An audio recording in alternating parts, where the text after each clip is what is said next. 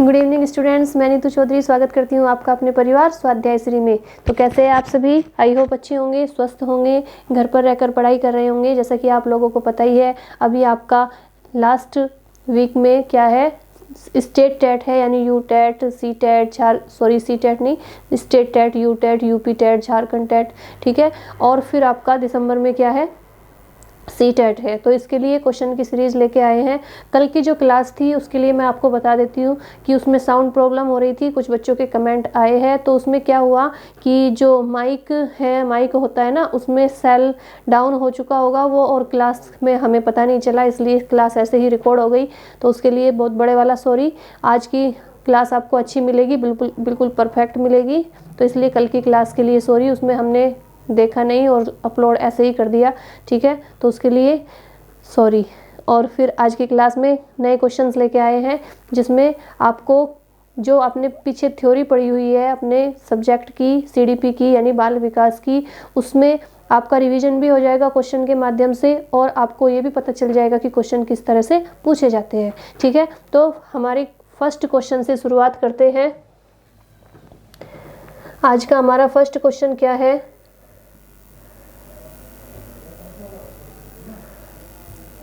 कि यदि कोई बच्चा विद्यालय में हमेशा देर से पहुंचता है तो आप क्या करेंगे। अगर आप एक टीचर है और कोई बच्चा आपके विद्यालय में रोज देर से पहुंचता है तो आप क्या करेंगे, बताइए। उसे डांटेंगे ताकि वह यह गलती दोबारा न कर सके, प्रधानाचार्य को बताएंगे, उसके माता पिता से संपर्क करेंगे, या बच्चे से बातचीत करके कारण जानने का प्रयास करेंगे। तो बताइए इसका राइट आंसर क्या हो जाता है कि यदि कोई बच्चा हमेशा देर से विद्यालय में हमेशा देर से पहुंचता है तो आप एज ए टीचर क्या करेंगे, फटाफट से बताएंगे। तो आप क्या करेंगे, सबसे मुख्य है कि आप बच्चे से बातचीत करेंगे और उससे पूछेंगे कि देर से आने का कारण क्या है ना। यही करेंगे ना आप, यही पूछने का, जानने का प्रयास करेंगे कि आप देर से क्यों आए हो, इसकी क्या वजह है, क्या कारण है, ठीक है। नेक्स्ट क्वेश्चन देखेंगे, फटाफट से क्वेश्चन लगाते हुए चलेंगे।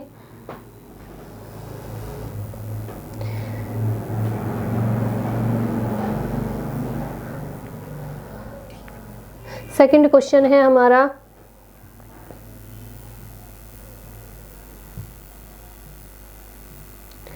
कि ये है केंद्रीय माध्यमिक शिक्षा बोर्ड। मैं यहाँ पे लिख देती हूँ केंद्रीय माध्यमिक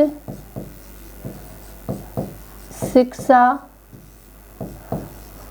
बोर्ड यानी सीबीएसई, ठीक है। तो केंद्रीय माध्यमिक शिक्षा बोर्ड द्वारा अपनाए गए प्रगतिशील शिक्षा के प्रतिमान में बच्चों का समाजीकरण जिस प्रकार से किया जाता है उससे अपेक्षा की जा सकती है कि ऑप्शन ए है कि वे समय नष्ट करने वाली सामाजिक आदतों, प्रकृति का त्याग करें तथा सीखे कि किस प्रकार अच्छी श्रेणियां पाई जा सकती है। ऑप्शन बी है कि वे सामूहिक कार्य में सक्रियता भागीदारिता का निर्वाह करें तथा सामाजिक कौशल सीखे। ऑप्शन सी है कि वे बिना प्रश्न उठाए समाज के नियमों विनियमों का अनुपालन करने के लिए तैयार हो सके। और ऑप्शन डी है कि किसी भी प्रकार की सामाजिक पृष्ठभूमि है ये, ठीक है, पृष्ठभूमि होते हुए भी वह सब स्वीकार करे जो उन्हें विद्यालय द्वारा प्रदान किया जाता है। तो फटाफट से इसका आंसर देंगे। मैं साइड हो जाती हूँ, आप लोग क्वेश्चन देख लीजिए कि केंद्रीय माध्यमिक शिक्षा बोर्ड द्वारा अपनाए गए प्रगतिशील शिक्षा के प्रतिमान में बच्चों का समाजीकरण जिस प्रकार से किया जाता है उससे अपेक्षा की जाती है कि वे, उनमें से चारों ऑप्शन में से आप बताइए राइट आंसर कौन सा है। तो इसका राइट आंसर हो जाता है ऑप्शन बी, यानी वे सामूहिक कार्य में सक्रिय भागीदारिता का निर्वाह करे तथा सामाजिक कौशल सीखे। नेक्स्ट क्वेश्चन देख सॉरी नेक्स्ट क्वेश्चन देखेंगे, थर्ड नंबर, कि प्रगतिशील शिक्षा के संदर्भ में निम्नलिखित में से कौन सा कथन जॉन डीवी के अनुसार समुचित है। बताएंगे फटाफट से कि प्रगतिशील शिक्षा में कौन सा कथन जॉन डीवी के अनुसार समुचित है। ऑप्शन ए है कि कक्षा में प्रजातंत्र का कोई सीन नहीं होना चाहिए। इसमें सीन है ये, ठीक है, कोई सीन नहीं होना चाहिए। ऑप्शन बी है कि विद्यार्थियों को स्वयं ही सामाजिक समस्याओं को सुलझाने में सक्षम होना चाहिए। ऑप्शन सी है कि जिज्ञासा विद्यार्थियों के स्वभाव में अंतर्निहित नहीं है, अपितु इसका कर्षण या संवर्धन करना चाहिए। और ऑप्शन डी है कि कक्षा में विद्यार्थियों का निरीक्षण करना चाहिए, ना कि सुनना चाहिए। तो बताइए फटाफट से इसका आंसर क्या हो जाता है। क्वेश्चन नंबर 3 का आंसर क्या हो जाता है। तो इसका आंसर हो जाता है ऑप्शन बी, यानी विद्यार्थियों को स्वयं ही सामाजिक समस्याओं को सुलझाने में सक्षम होना चाहिए। बिल्कुल सही बात है कि विद्यार्थियों को खुद ही सामाजिक जो समस्याएं होती है उन्हें सुलझाने में सक्षम होना चाहिए, समर्थ होना चाहिए। नेक्स्ट क्वेश्चन देखेंगे 4 नंबर की शिक्षा मनुष्य में अंतर्निहित क्षमता का परिपूर्णता में विकास करती है, यह कथन किसका है। बताइए यह कथन किसका है। फटाफट से बताएंगे आप लोग कि शिक्षा मनुष्य में अंतर्निहित क्षमता का परिपूर्ण विकास करती है, यह कथन किसका है। स्वामी विवेकानंद का है, स्किनर का है, पेस्टोलॉजी का है, या रविंद्रनाथ टैगोर का है। 4 नंबर क्वेश्चन का आंसर बताएंगे आप लोग। तो ये कहा था, ये किसने कही थी ये बात, स्वामी विवेकानंद जी ने कही थी कि शिक्षा मनुष्य में अंतर्निहित क्षमता का परिपूर्णता में विकास करती है। नेक्स्ट क्वेश्चन देखेंगे 5 नंबर क्वेश्चन कि शिक्षण से अधिगम पर बल देने वाला परिवर्तन हो सकता है। शिक्षण से अधिगम पर बल देने वाला परिवर्तन हो सकता है परीक्षा परिणामों पर। ऑप्शन ए है परीक्षा परिणामों पर केंद्रित होकर। ऑप्शन बी है कि बाल केंद्रित शिक्षा पद्धति अपनाकर। ऑप्शन सी है रटने को प्रोत्साहित करके। और ऑप्शन डी है अग्र शिक्षण की तकनीक अपनाकर। फटाफट से बताएंगे क्वेश्चन नंबर 5 का आंसर क्या हो जाता है। तो इसका आंसर हो जाता है ऑप्शन बी, यानी बाल केंद्रित शिक्षा पद्धति अपनाकर। नेक्स्ट क्वेश्चन देखेंगे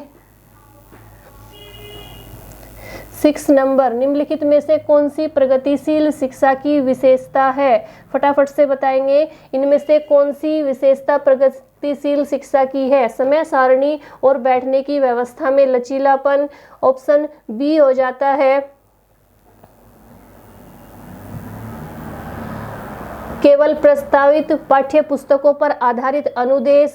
सी हो जाता है परीक्षाओं में अच्छे अंक प्राप्त करने पर बल। और ऑप्शन डी हो जाता है बार बार ली जाने वाली परीक्षाएं। इनमें से कौन सी प्रगतिशील शिक्षा की विशेषता है। फटाफट से बताएंगे क्वेश्चन नंबर 6 का आंसर क्या हो जाता है। तो इसका आंसर हो जाता है ऑप्शन ए, यानी समय सारणी और बैठने की व्यवस्था में लचीलापन। क्या हो जाता है, समय सारणी और बैठने की व्यवस्था में लचीलापन। नेक्स्ट क्वेश्चन देखेंगे 7 नंबर क्वेश्चन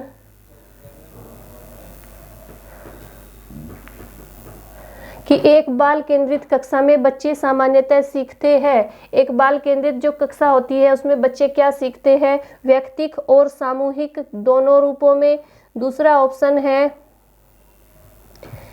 मुख्य रूप से शिक्षक से। तीसरा ऑप्शन है व्यक्तिक रूप से। और चौथा ऑप्शन है समूहों में। एक बाल केंद्रित कक्षा में बच्चा सामान्यतः क्या सीखता है, या बच्चे सामान्यतः क्या सीखते हैं। क्वेश्चन नंबर 7 का आंसर बताएंगे आप लोग। इसका आंसर हो जाता है ऑप्शन नंबर ए, यानी व्यक्तिक और सामूहिक दोनों रूपों में।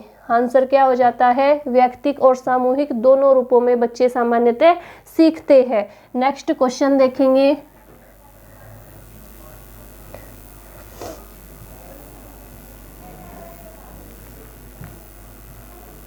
क्या हो गया इसमें।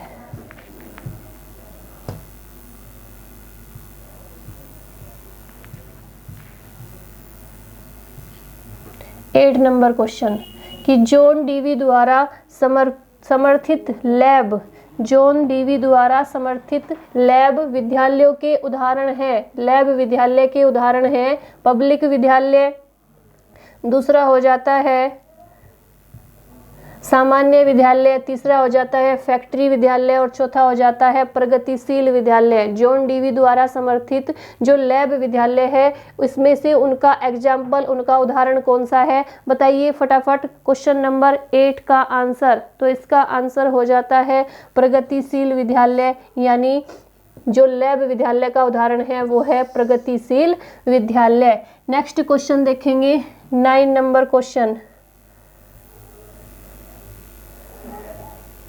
बाल केंद्रित शिक्षा के संदर्भ में निम्नलिखित कथनों में से कौन सा कथन असत्य है यानी सही नहीं है। फटाफट से बताएंगे आप लोग। बाल केंद्रित शिक्षा के संदर्भ में निम्नलिखित में से कौन सा कथन असत्य है। ऑप्शन ए है कि शिक्षा के अंतर्गत शिक्षा का केंद्र बिंदु बालक होता है। ऑप्शन बी है कि शिक्षा में व्यक्तिगत शिक्षण को भी महत्व दिया जाता है। ऑप्शन सी है कि शिक्षा के अंतर्गत हस्तपरक गतिविधियों पर बल दिया जाता है। और ऑप्शन डी है कि जॉन डीवी ने बाल केंद्रित शिक्षा का समर्थन नहीं किया। फटाफट से बताइए 9 नंबर क्वेश्चन का आंसर क्या हो जाता है। फटाफट से बताएंगे आप लोग 9 नंबर क्वेश्चन का आंसर। तो इसका आंसर हो जाता है ऑप्शन डी यानी जॉन डीवी ने बाल केंद्रित शिक्षा का समर्थन नहीं किया। ये बात असत्य है, सही नहीं है। नेक्स्ट क्वेश्चन देखेंगे 10 नंबर, किस मनोवैज्ञानिक का यह कथन है कि शिक्षा एक त्रिध्रुवीय प्रणाली है जिसके अंतर्गत शिक्षक, बालक एवं पाठ्यक्रम आते हैं। फटाफट से बताएंगे वुडवर्थ, स्किनर, जॉन डीवी या गिजुभाई। फटाफट से इसका आंसर बताएंगे आप लोग कि किस मनोवैज्ञानिक ने कहा है कि शिक्षा एक त्रिध्रुवीय प्रणाली है जिसके अंतर्गत शिक्षक, बालक एवं पाठ्यक्रम आते हैं। क्वेश्चन नंबर 10 का आंसर फटाफट से बताइए आप लोग क्या हो जाता है क्वेश्चन नंबर 10 का आंसर। तो इसका आंसर हो जाता है हमारा जॉन डीवी यानी C option is the right answer. Next question देखेंगे 11 नंबर क्वेश्चन, निम्नलिखित कथनों के बारे में विचार कीजिए। फटाफट से बताएंगे कि शिक्षा शास्त्र अध्यापकों को यह बताता है कि बालकों को क्या एवं कैसे पढ़ाया जाए। दूसरा ऑप्शन आता है कि शिक्षा बालकों की मूल प्रवृत्तियों, प्रेरणाओं एवं संवेगों पर आधारित होनी चाहिए। तीसरा ऑप्शन है बालकों का पाठ्यक्रम व्यक्तिगत विभिन्नताओं, समाज की आवश्यकताओं एवं शैक्षिक उद्देश्यों के अनुरूप होना चाहिए। तो बताइए पहला और दूसरा सही है, दूसरा एवं तीसरा सही है, या पहला एवं तीसरा सही है, या ये सभी के सभी सही है। बताइए 11 नंबर क्वेश्चन 11 नंबर क्वेश्चन का आंसर क्या हो जाता है। तो डी हो जाता है यानी ये सभी की सभी सही है, करेक्ट है। शिक्षा शास्त्र अध्यापकों को यह बताता है कि बालकों को कैसे, क्या और कैसे पढ़ाया जाए, ये बिल्कुल सही बात है। दूसरा है कि शिक्षा बालकों की मूल प्रवृत्तियों, प्रेरणाओं एवं संवेगों पर आधारित होनी चाहिए। और तीसरा है कि बालकों का पाठ्यक्रम व्यक्तिगत विभिन्नताओं, समाज की आवश्यकताओं एवं शैक्षिक उद्देश्यों के अनुरूप होना चाहिए। तो आंसर क्या हो जाता है, डी हो जाता है, यानी ये सभी सही है। नेक्स्ट क्वेश्चन देखेंगे 12 नंबर क्वेश्चन 12 नंबर क्वेश्चन देखेंगे कि निम्नलिखित में से कौन सा सिद्धांत बाल केंद्रित शिक्षा का सिद्धांत है। क्वेश्चन ऑप्शन ए है प्रेरणा का सिद्धांत, ऑप्शन बी है चयन का सिद्धांत, ऑप्शन सी है लोकतांत्रिक सिद्धांत, या ऑप्शन डी है ये सभी। इनमें से कौन सा सिद्धांत बाल केंद्रित सिद्धांत शिक्षा का सिद्धांत है। बताइए 12 नंबर क्वेश्चन यानी 12 नंबर क्वेश्चन का आंसर क्या हो जाता है। तो इसका आंसर भी हो जाता है ये सभी, यानी डी इसका राइट आंसर हो जाता है। ठीक है, नेक्स्ट क्वेश्चन देखेंगे 13 नंबर क्वेश्चन, प्राथमिक स्तर पर एक शिक्षक में निम्न में से किसे सबसे महत्वपूर्ण विशेषता मानना चाहिए। पढ़ाने की उत्सुकता, धैर्य और दृढ़ता, शिक्षण पद्धतियों और विषयों के ज्ञान, या 4th नंबर हो जाता है अति मानक भाषा में पढ़ाने में दक्षता। बताइए 13 नंबर क्वेश्चन का आंसर कि प्राथमिक स्तर पर एक शिक्षक में निम्न में से किसे सबसे महत्वपूर्ण विशेषता माननी चाहिए। 13 नंबर क्वेश्चन का आंसर बताएंगे आप लोग। तो इसका आंसर हो जाता है ऑप्शन बी यानी धैर्य और दृढ़ता। नेक्स्ट क्वेश्चन देखेंगे 14 नंबर, शिक्षा का उद्देश्य होना चाहिए। शिक्षा का क्या उद्देश्य होना चाहिए। विद्यार्थियों में व्यावसायिक कुशलता का विकास करना, ऑप्शन बी है विद्यार्थियों में सामाजिक जागरूकता का विकास करना, ऑप्शन सी है विद्यार्थियों को परीक्षा के लिए तैयार करना, और ऑप्शन डी है व्यवहारिक जीवन के लिए विद्यार्थियों को तैयार करना। तो बताइए शिक्षा का उद्देश्य क्या होना चाहिए, फटाफट से बताइए। 14 नंबर क्वेश्चन का आंसर क्या हो जाता है, तो इसका आंसर हो जाता है ऑप्शन डी, यानी व्यवहारिक जीवन के लिए विद्यार्थियों को तैयार करना। नेक्स्ट क्वेश्चन देखेंगे 15 नंबर क्वेश्चन। शिक्षण का सत्तावादी स्तर है, शिक्षण का सत्तावादी स्तर है क्या है बताइए। शिक्षक केंद्रित है, छात्र केंद्रित है, या प्रधानाध्यापक केंद्रित है, या अनुभव केंद्रित है। बताइए फटाफट से कि जो शिक्षण का सत्तावादी स्तर है वो शिक्षक केंद्रित है, छात्र केंद्रित है, प्रधानाध्यापक केंद्रित है, या अनुभव केंद्रित है। 15 नंबर क्वेश्चन का आंसर बताएंगे आप लोग। इसका आंसर हो जाता है ऑप्शन ए, यानी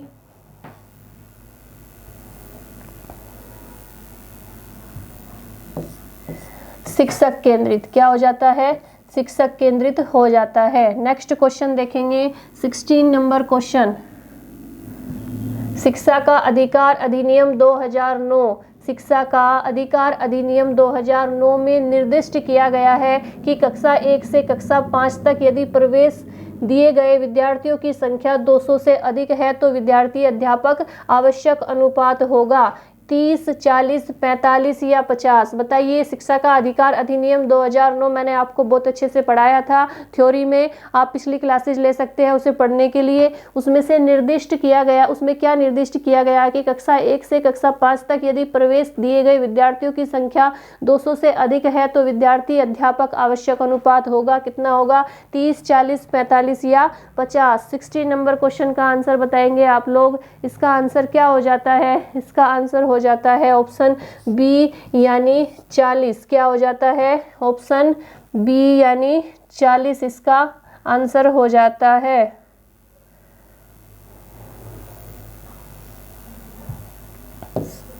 ठीक है, ऑप्शन बी। नेक्स्ट क्वेश्चन देखेंगे 17।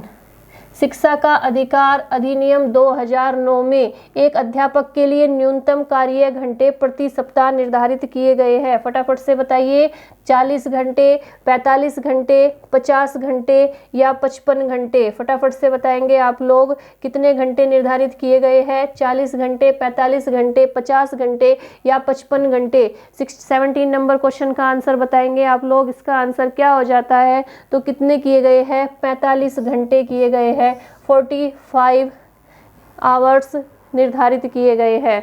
ठीक है, यानी 17 नंबर क्वेश्चन का आंसर क्या हो जाता है, option B is the right answer. Next question देखेंगे 18। निम्नलिखित कथनों पर विचार कीजिए।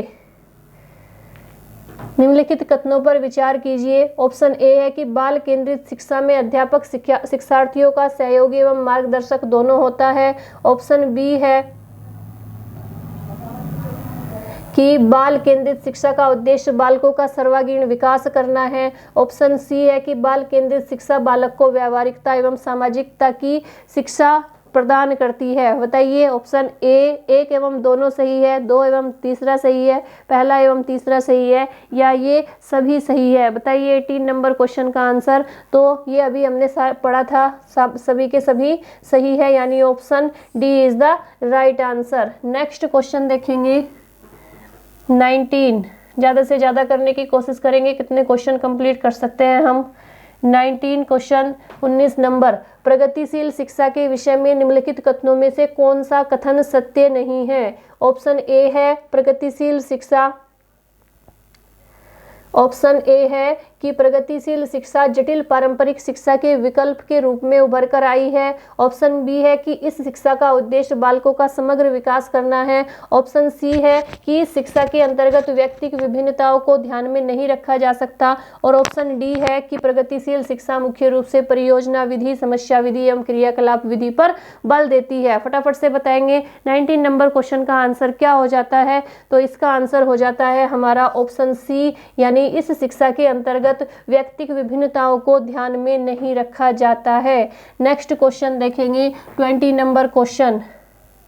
मॉन्टेसरी शिक्षा प्रणाली नर्सरी शिक्षा की आधारशिला रखी गई है। मोंटेसरी शिक्षा प्रणाली यानी नर्सरी शिक्षा की जो आधारशिला रखी गई है वो क्या रखी गई है, फटाफट से बताएंगे आप लोग। फर्स्ट ऑप्शन है हमारा मारिया मोंटेसरी के द्वारा, BF स्किनर के द्वारा, किसके द्वारा रखी गई है, लेव वाइगोत्स्की के द्वारा और लेविन कर्ट के द्वारा। 20 नंबर क्वेश्चन का आंसर बताएंगे फटाफट से आप लोग। तो इसका आंसर हो जाता है हमारा ऑप्शन ए यानी मारिया मोंटेसरी के द्वारा ही रखी गई है मोंटेसरी शिक्षा प्रणाली की आधारशिला।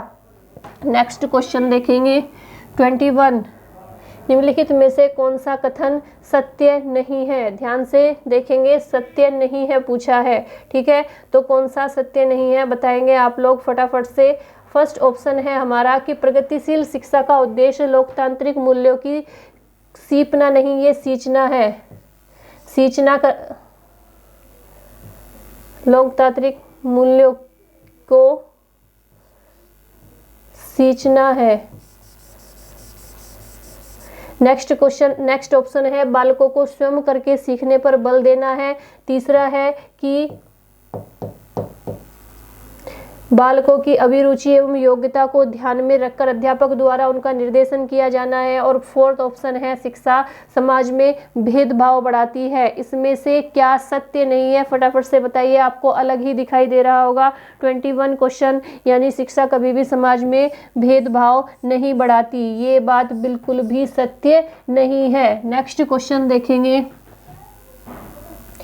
22 नंबर क्वेश्चन, सर्व शिक्षा अभियान के संदर्भ में निम्न कथनों पर विचार कीजिए। फर्स्ट ऑप्शन है सर्व शिक्षा अभियान प्राथमिक शिक्षा के सार्वभौमिकरण से संबंधित प्रमुख कार्यक्रम है।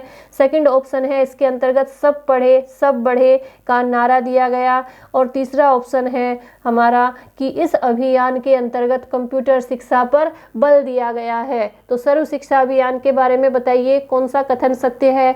एक एवं दोनों सत्य है, दूसरा एवं तीसरा सत्य है, पहला एवं तीसरा सत्य है, या सभी के सभी सत्य है। फटाफट से बताएंगे 22 नंबर क्वेश्चन का आंसर क्या हो जाता है। तो ये सभी बातें सर्व शिक्षा अभियान के बारे में बिल्कुल सही है, यानी ऑप्शन डी इसका राइट आंसर हो जाता है, ये सभी सत्य है। नेक्स्ट क्वेश्चन देखेंगे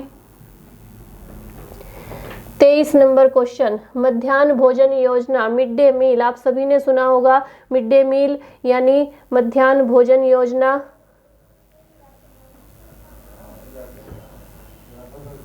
की शुरुआत सर्वप्रथम भारत के किस राज्य से हुई थी। कर्नाटक से हुई थी, तमिलनाडु से हुई थी, केरल से हुई थी, या उत्तर प्रदेश से हुई थी। फटाफट से बताएंगे आप लोग मिड डे मील की शुरुआत किस राज्य से हुई थी। कर्नाटक से, तमिलनाडु से, केरल से, या उत्तर प्रदेश से। 23 क्वेश्चन का आंसर आप लोग बताएंगे तमिलनाडु से हुई थी। Option B is the right answer, यानी जो मिड डे मील है उसकी शुरुआत हुई थी तमिलनाडु से, तमिलनाडु राज्य से। नेक्स्ट क्वेश्चन देखेंगे 24, मध्याह्न भोजन योजना। मध्याह्न भोजन योजना के संदर्भ में निम्नलिखित में से कौन सा कथन सत्य है। 1 सितंबर 2004 से देश के सभी प्राथमिक विद्यालयों में पके पकाए भोजन उपलब्ध कराने की योजना आरंभ कर दी गई है। मध्याह्न भोजन वर्ष में कम से कम 200 दिन देश के सभी प्राथमिक विद्यालयों में उपलब्ध कराया जाएगा। और तीसरा ऑप्शन है इसका कि पौष्टिकता को ध्यान में रखते हुए यह निर्धारित किया गया कि भोजन कम से कम 450 कैलोरी एवं 12 ग्राम प्रोटीन से युक्त हो। तो या उपयुक्त सभी, बताइए फटाफट से इसका आंसर क्या हो जाता है। मध्याह्न भोजन योजना यानी mid day meal 24 number question का आंसर, इसका आंसर हो जाता है उपरोक्त सभी, यानी इसकी शुरुआत कब हुई थी 1 सितंबर 2004 से तमिलनाडु राज्य से इसकी शुरुआत हुई थी। इसमें क्या था कि प्राथमिक विद्यालयों में पके पकाया भोजन दिया जाता था। उससे पहले क्या था कि बच्चों को जो अनाज दिया जाता था वो पका हुआ नहीं था, उसमें वैसा अनाज दिया जाता था जैसे गेहूं चावल इस तरह से दिया जाता था, लेकिन उससे बच्चों को लाभ नहीं हो रहा था। फिर सरकार ने क्या किया, सरकार ने ये निर्णय लिया कि बच्चों को स्कूल में ही पका पकाया खाना दिया जाए। वो जो अनाज पहले दिया जाता था 2004 से पहले, उसमें बच्चों को तो फायदा नहीं हो रहा था, बच्चों के घर वाले उसे राशन को ले जाते थे और उससे बच्चे को इतना फ़ायदा नहीं हो रहा था कि बच्चे को पेट भर के खाना मिल सके। ठीक है, तो फिर सरकार ने निर्णय लिया कि बच्चे को स्कूल में ही पका पकाया भोजन दिया जाए, जिसमें यह निर्धारित किया गया कि कम से कम 450 कैलोरी क्या हो, भोजन में 450 कैलोरी हो, 12 ग्राम प्रोटीन हो, ऐसा भोजन दिया जाए जिसमें 12 ग्राम प्रोटीन और 450 कैलोरी हो। यानी जो यह भोजन था, और ये कम से कम 200 दिन देश के सभी प्राथमिक विद्यालयों में उपलब्ध कराया जाएगा। ये निर्धारित किया गया था कि कम से कम 200 दिन तक जितने भी प्राथमिक विद्यालय है सभी में यह भोजन सबको दिया जाएगा बच्चों को। ठीक है, नेक्स्ट क्वेश्चन देखेंगे 25 नंबर। स्मिथ ने शिक्षण की त्रिध्रुवीय प्रक्रिया में कार्यवाहक माना है। प्रक्रिया में कार्यवाहक किसे माना है? अभिभावक को, शिक्षक को, शिक्षार्थी को या पाठ्यक्रम को? बताइए फटाफट से 25 क्वेश्चन का आंसर क्या हो जाता है? 25 क्वेश्चन का आंसर हो जाता है शिक्षक को। क्या हो जाता है? शिक्षक को, यानी option B is the right answer. फटाफट से नोट डाउन करते हुए चलेंगे क्वेश्चंस। नेक्स्ट क्वेश्चन देखेंगे 26 नंबर। 30 क्वेश्चन करने की कोशिश करेंगे। भारत के संविधान में किसके लिए निःशुल्क अनिवार्य शिक्षा है? फटाफट से बताएंगे। सभी छात्रों के लिए, 14 वर्ष तक के सभी बच्चों के लिए, सभी छात्रों और प्रौढ़ों के लिए, सभी नागरिकों के लिए। फटाफट से इसका आंसर देंगे आप लोग कि भारत के संविधान में किसके लिए निःशुल्क अनिवार्य शिक्षा है? सभी छात्रों के लिए। 26 नंबर क्वेश्चन का आंसर देंगे 14 वर्ष तक के सभी बच्चों के लिए, या सभी छात्रों और प्रौढ़ों के लिए, या सभी नागरिकों के लिए। तो इसका आंसर हो जाता है option B is the right answer, यानी 14 वर्ष तक के बच्चों के लिए निःशुल्क अनिवार्य शिक्षा का प्रावधान है। नेक्स्ट क्वेश्चन देखेंगे 27 नंबर। शिक्षक को गृह कार्य की जांच करनी चाहिए, कभी कभी, कभी नहीं, नियमित या जब छात्र कहे। फटाफट से बताएंगे क्या एक शिक्षक को गृह कार्य की जांच कब करनी चाहिए? कभी कभी करनी चाहिए, या कभी नहीं करनी चाहिए, या नियमित करनी चाहिए, या जब छात्र कहे तब करनी चाहिए? बताइए 27 क्वेश्चन का आंसर क्या हो जाता है? तो नियमित करनी चाहिए, डेली उनका गृह कार्य चेक करना चाहिए। नेक्स्ट क्वेश्चन देखेंगे 28 नंबर। बच्चों की रुचि बनाए रखने के लिए आप कौन सी विधि का चयन करेंगे? फटाफट से बताएंगे। ऑप्शन ए है बच्चों को पढ़कर आने को कहेंगे और प्रश्न पूछेंगे। ऑप्शन बी है स्वयं गतिविधि करेंगे। एक सेकंड, स्वयं गतिविधि करेंगे और ये करेंगे है, तथा बच्चों को बताएंगे। तीसरा ऑप्शन है आप गतिविधि में बच्चों को शामिल करेंगे, और चौथा ऑप्शन है बच्चों का स्वयं गतिविधि करने के लिए देंगे। फटाफट से बताइए 28 क्वेश्चन का आंसर क्या हो जाता है? तो इसका आंसर हो जाता है ऑप्शन डी, यानी बच्चों को स्वयं गतिविधि करने के लिए देंगे। नेक्स्ट क्वेश्चन है, सेकंड लास्ट क्वेश्चन है हमारा 29 क्वेश्चन। शिक्षा मनुष्य में अंतर्निहित क्षमता का परिपूर्णता में विकास करती है, यह कथन किसका है? बताइए, स्वामी विवेकानंद का है, स्किनर का है, या पेस्टोलॉजी का है, या रविंद्रनाथ टैगोर का है? फटाफट से बताएंगे आप लोग। यह है जो कथन है यह किसका है? 29 नंबर क्वेश्चन का आंसर देंगे। यह कथन किसका है? यह कहा था विवेकानंद जी ने। ये क्वेश्चन फिर से रिपीट हो गया है, पहले भी ये क्वेश्चन आया था अभी थोड़ी देर पहले ही। लास्ट क्वेश्चन देखेंगे कि बाल केंद्रित शिक्षा के अंतर्गत क्या सम्मिलित नहीं है? बाल केंद्रित शिक्षा के अंतर्गत क्या सम्मिलित नहीं है? गृह कार्य प्रदान करना। दूसरा ऑप्शन हो जाता है हमारा कि बालक को प्रश्न पूछने के लिए प्रेरित करना। तीसरा ऑप्शन हो जाता है बालक के अनुभव को प्राथमिकता प्रदान करना, और चौथा ऑप्शन हो जाता है बालक की सृजनात्मकता को बढ़ावा देना। ठीक है, तो इसका आंसर बताइए। 30 नंबर क्वेश्चन का आंसर क्या हो जाता है? इसका आंसर हो जाता है ऑप्शन ए, यानी गृह कार्य प्रदान करना। ठीक है, तो ये हमारे 13 क्वेश्चन हो गए हैं कंप्लीट। कल फिर लेके आएंगे और क्वेश्चंस की सीरीज, जिससे जब तक आपका एग्जाम होता है आपको ये आपका रिवीजन होता रहे और आपको पता चल जाए कि क्वेश्चन किस फॉर्म में पूछे जाते हैं। बेस्ट से बेस्ट क्वेश्चन ढूंढ के आपके लिए तैयार किए जाते हैं। आप ये मत सोचिए कि हम मेहनत नहीं कर रहे हैं, मेहनत कर रहे हैं, लेकिन आप लोगों का सपोर्ट नहीं मिलता तो बहुत ज़्यादा दुख होता है, बहुत ज़्यादा निराशा महसूस होती है। तो प्लीज़ सपोर्ट कीजिए, वीडियो को ज़्यादा से ज़्यादा शेयर कीजिए, लाइक कीजिए, चैनल को सब्सक्राइब कीजिए। आज के लिए इतना ही रखेंगे, कल की क्लास में फिर नए क्वेश्चंस के साथ मिलते हैं। आज के लिए इतना ही, धन्यवाद। जय हिंद, जय भारत।